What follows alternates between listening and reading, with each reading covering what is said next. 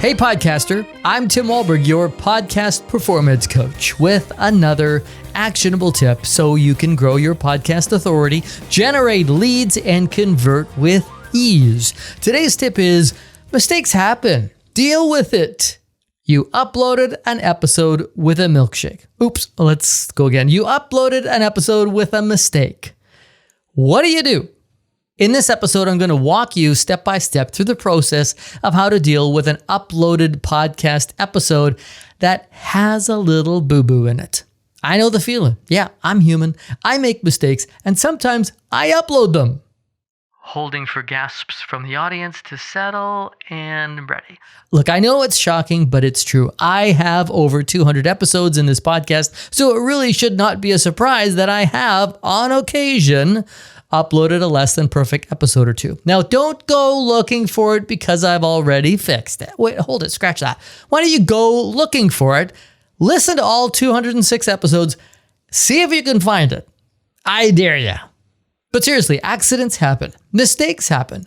The good news is that it is not live radio, where those mistakes could cost you your job. This is podcasting, and you get a mulligan if you want it. So, how would you know if there is a mistake in one of your podcast episodes? There are two ways you might find out. Number one, you notice it because you listen to your show religiously the day it drops. If you aren't doing this, check out episode 3 for tips on how and why you might want to start listening to your own podcast. Or number 2, someone informs you. If you're lucky, it happens via a nice email that points out the issue and is followed by gushing gratitude for all that you do for the podcast world. Or someone could point it out on social media too. Regardless of how it gets detected, you now know you have something that needs fixing. Or does it?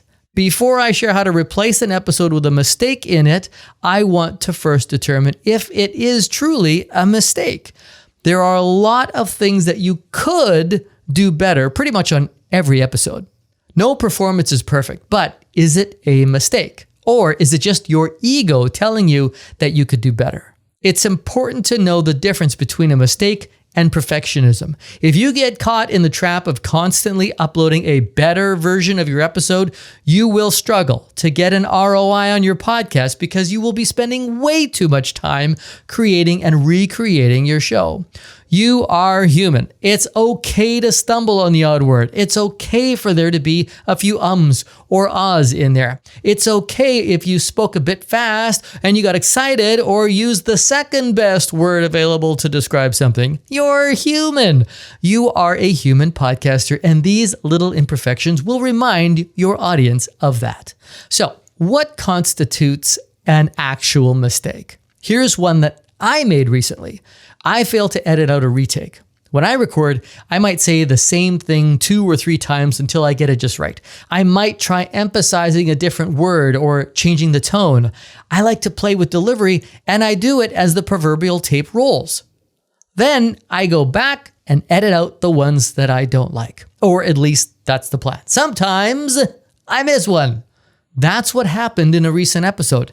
That's an example of a mistake because I know it would have impacted the listener's experience. It would have been jarring to you if I left that in. What else would I consider a mistake? Here are a couple of things that I would fix. Number 1, mispronouncing a guest's name, company, website, etc. And number 2, factually incorrect information. And that's it. I mean, everything else is really performance. You can work on improving that in the next episode and the one after that. Just move on. Okay, so you have a legitimate reason to re-edit your episode, and now you have a new and improved version. Here's what you need to do. Step 1, save your file with a different file name. This could be the same name with just the number 2 behind it or the word updated or refresh at the end of it. Just make sure it's not the exact same name that you already have uploaded. Step 2, go to your podcast host or distributor, the place where your RSS feed is generated, and replace the file. Do not upload it as a new episode and then delete the old episode. By just replacing the file, you will maintain your download count and your show number. Plus, once your new file has replaced the old one, the system will do the job of updating the episode on all of the player platforms. Step 3. If there was a grave error, such as misleading or factually incorrect information in the original file, which may have been downloaded, you might consider noting this by updating your show notes with text like version updated, and then describe in brackets what actually was updated.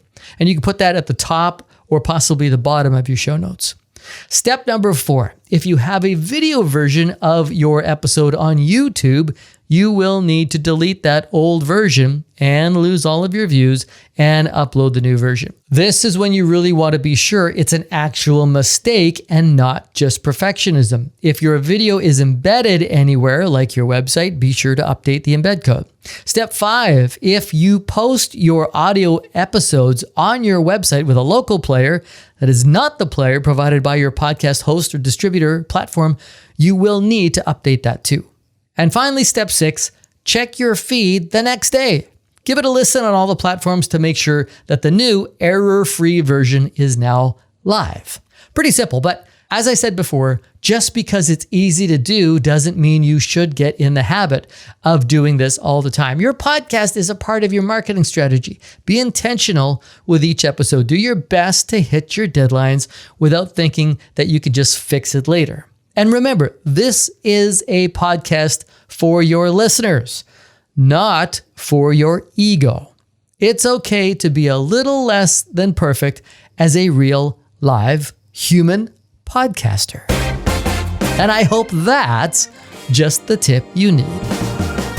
Want to learn how to be more intentional and organized with your podcast so you can make fewer mistakes, making both your listener and your ego happier? Book your free podcast coaching call, and let's see if we can pinpoint exactly what would turn your podcast into a marketing machine for your business that you can be proud of. Book your free podcast coaching call by using the link in the show notes or at podcastperformancecoach.com. I'm Tim Wahlberg. See ya!